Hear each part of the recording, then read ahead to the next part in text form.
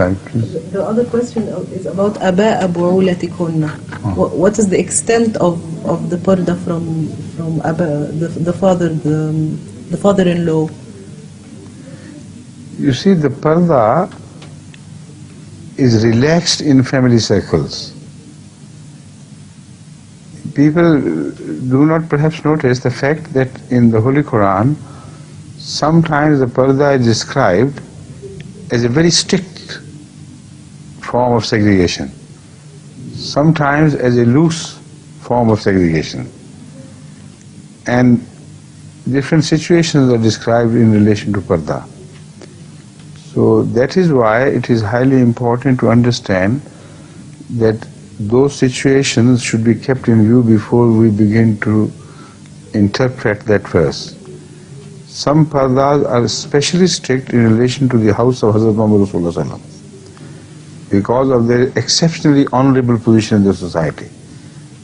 Because their honor is so inseparably related to Hazrat Muhammad Rasulullah Sallallahu Alaihi Wasallam that if they get a blemish, Muhammad Rasulullah Sallallahu Alaihi Wasallam would also suffer for that. So that is a very special parda prescribed for them. And there is other parda prescribed for others. Sometimes the verse as you have mentioned, you have to have a sort of parda with your father-in-law as well.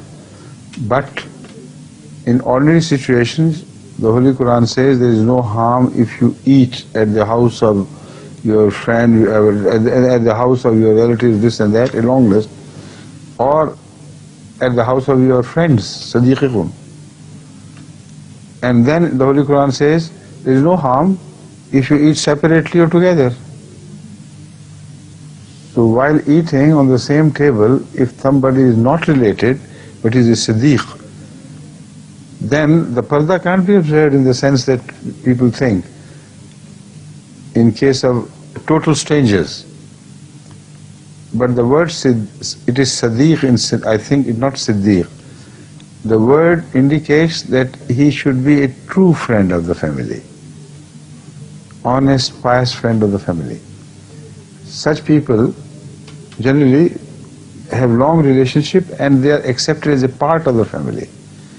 Similarly, those servants who have been born in the family and grew up there, and from whom it is not at all essential to keep such segregation of the type, which is essential in case of general public. So parda is a subject of a very wide circle and varying situations. And one should use common sense and apply common sense also in relation to the question you have raised. If some fathers-in-law are rather advanced in age and have a very pious reputation to themselves, unfortunately the same cannot be said of every father-in-law. Some sometimes earn bad reputation. You see? So how can you treat them with the same yardstick? So that is why I have developed the whole issue of parda, in which personal discretion plays a very important role. Right? Thank you. Which I mentioned. أعوذ بالله من الشيطان الرجيم بسم الله الرحمن الرحيم ليس على الأعمى حرج ولا على الأعرج حرج ولا على المريض حرج ولا على أنفسكم أن تأكلوا من بيوتكم وبيوت آبائكم وبيوت أمهاتكم وبيوت إخوانكم وبيوت أخواتكم وبيوت أبنائكم أمامكم وبيوت أماتكم وبيوت أخوالكم وبيوت خالاتكم أو ما ملكتم مفاتحه أو صديقكم فإذا دخلتم بيوتا فسلموا على أنفسكم تحية من عند الله مباركة طيبة كذلك يبين الله لكم الآيات لعلكم تعقلون. Now the question I have raised is أن تأكلوا من بيوتكم وبيوت آبائكم. Before that it says,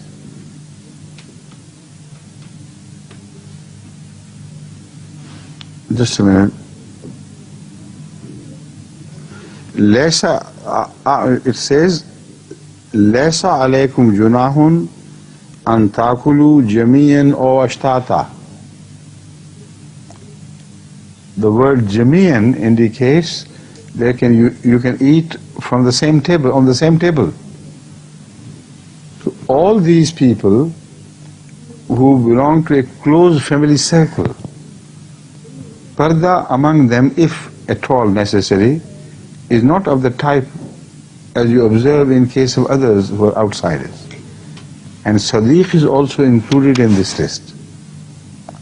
So if you sit on the same table and the person whom you permit to eat with your family is a well-known person of high trust, so that he is Sadiq, not an ordinary man, then such family frequent visitors whom you can entirely trust, they can eat from the same table.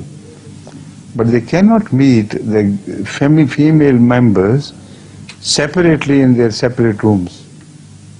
Their parda would require this special precaution. In public eating, like you eat sometime in restaurant, you can't take good care of your, you're hiding your face.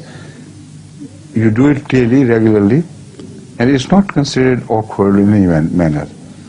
So in the family circles also, when all are present, to meet and not take over much care of hiding yourself is permissible in the Holy Quran from this verse. You got the message now? You develop it, please. لقد ذكر حضرة أمير المؤمنين. This is from Surah An-Nur, and the verse is 62.